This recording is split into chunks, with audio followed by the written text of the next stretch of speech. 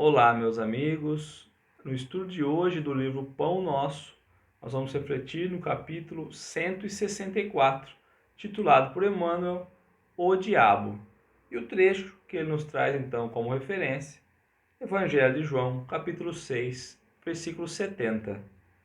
Respondeu-lhe Jesus: Não vos escolhi a vós, os 12, e um de vós é diabo. Então aqui Jesus vai falar que escolheu os 12 apóstolos, mas um deles havia se convertido em diabo. E muitas vezes nós levamos então a figura do diabo como sendo uma entidade que controla o mal, controla as trevas. Treva essa que seria um local de fogo, né, que arderia no fogo do inferno.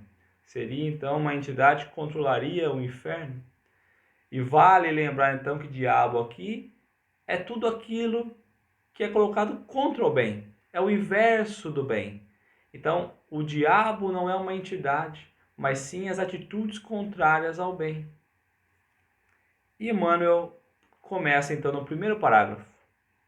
Quando a teologia se reporta ao diabo, o crente imagina de imediato o senhor absoluto do mal, dominando no inferno sem fim.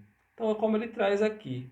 Quando a teologia vai se referir ao termo diabo e diabo, logo imaginamos então ali um senhor absoluto do mal. Nós temos um senhor absoluto do bem e nós vamos ter um senhor absoluto do mal. É isso que a teologia vai nos trazer. Mas não é isso que nós entendemos. Porque se nós olharmos a figura do diabo como sendo o senhor absoluto do mal, nós vamos imaginar então que todas as penas são eternas. Porque se eu tenho o céu e o inferno nessa divisão, as penas são eternas. Se eu errei, eu não tenho como reajustar. E nós sabemos que não é isso. O Espiritismo vem nos mostrar que não existe penas eternas. E aqui então nós desconstruímos a figura de céu e inferno. Sendo assim, o diabo é tudo aquilo que vai contra o bem, vai contra as leis de Deus. Então não existe um inferno sem fim, pois não existe nem inferno. Seria talvez a condição que nós nos encontremos, né?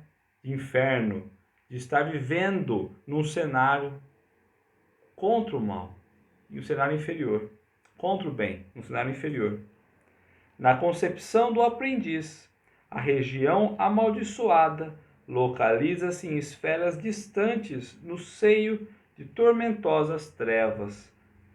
Mais uma vez, levando o nosso pensamento até o termo inferno, como ele coloca aqui, na concepção do aprendiz, ele vai imaginar que é uma região muito distante da Terra, muito.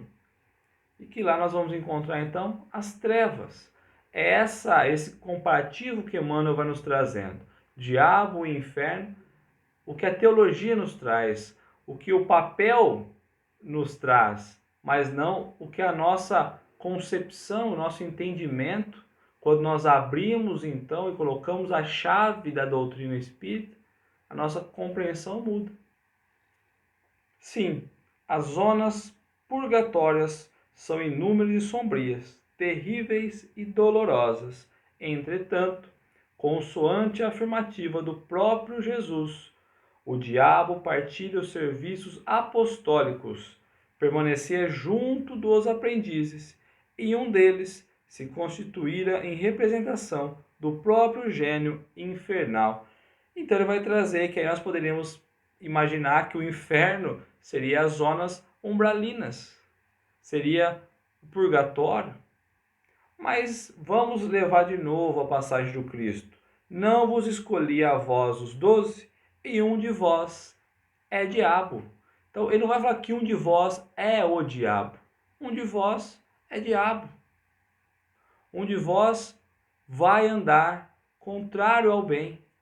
Então ele vai desconstruir que existe um local físico como sendo o purgatório, como sendo o inferno. E ele vai colocar isso dentro de cada um de nós. na referência que ele faz dentro de um dos apóstolos. Basta isso para que nos informemos de que o termo diabo não significa e não indica, no conceito do mestre, um gigante de perversidade poderosa e eterna no espaço e no tempo. Então, quando nós entendemos que um de nós é diabo, como ele coloca aos discípulos, nós vamos desconstruindo a existência de um gigante das trevas, de um gigante perverso. Opa, então ele falou que pessoas normais são diabo. Não é uma entidade perversa tão poderosa assim. Não é algo que pode ameaçar o bem. Muito pelo contrário, não é? Designa o próprio homem, quando algemado, a torpitude do sentimento inferior. Quando nós carregamos sentimentos inferiores, estamos nós com o diabo na consciência. Estamos nós com o diabo nos nossos atos, nas nossas ações, no nosso pensamento, quando alimentamos de personalidades inferiores. Satanás simbolizará então a força contrária do bem. Então foi como nós já falamos. O diabo, Satanás e o inferno vai representar tudo que é contra o bem. Vamos entendendo então e simplificando um pouco essa concepção. Quando o homem o descobre no vasto mundo de si mesmo, compreende o mal, dá-lhe combate, evita o inferno íntimo e desenvolve as qualidades divinas que o elevam à espiritualidade superior. Ele vai trazer Emmanuel sempre muito sábio, né? Muito fantástico nos seus destaques. Então ele vai colocar que quando o homem descobre o diabo dentro dele mesmo, ou seja, quando o homem descobre as suas maldades, os seus vícios no íntimo e começa a trabalhar contra isso, a expulsar o diabo, as más sensações, as más inclinações, ele vai se elevando, ele vai buscando elevar-se moralmente. E aí nós vamos caminhando, subindo degrau a degrau. Essa é a nossa meta, aniquilarmos o diabo de dentro de nós. Grandes multidões mergulham em desesperos seculares, porque não conseguiram ainda identificar semelhante verdade. E aí nós vamos encontrar então séculos e séculos pessoas que não compreenderam o que de fato significa essa palavra. E aí vão tendo medo, né? Porque não se identificam com a verdade. Quando nós entendemos o que a verdade realmente quer nos dizer, nós vamos então precisar mergulhar dentro de nós e olhar, analisar, sentir, compreender quais são os nossos gestos, os nossos sentimentos.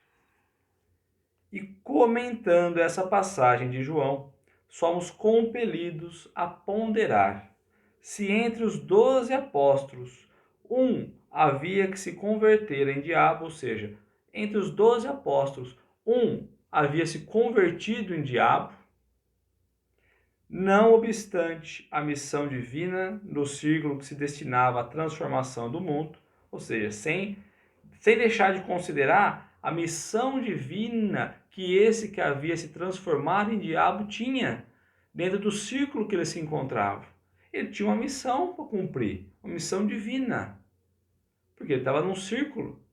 Então, no meio daquele círculo dos 12 apóstolos, mesmo vivendo no bem, por um momento, ele trouxe para dentro a figura do diabo,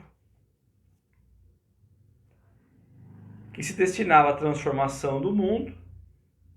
Quantos existirão em cada grupo de homens comuns na Terra?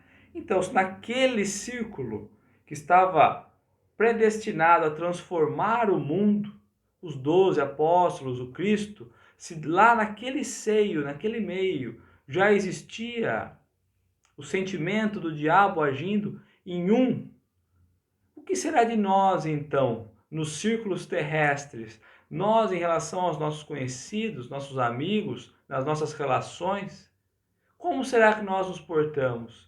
Será que de fato o termo diabo já se encontra longe de nós? Ou será que está tão impregnado que não permite vermos aquilo que nos afasta da luz? Então que possamos olhar, possamos analisar, deixar de julgar e olhar se de fato caminhamos no bem. O bem aqui irá representar expulsar o diabo de dentro de nós. E somente quando estivermos livres, libertos desse mal, conseguiremos então caminhar e avançar num plano de progresso, de espiritualidade, de elevação, que aí não teremos mais o mal agindo dentro de nós. Nós teremos apenas o bem, que é o que de fato representa a nossa essência. Muito obrigado.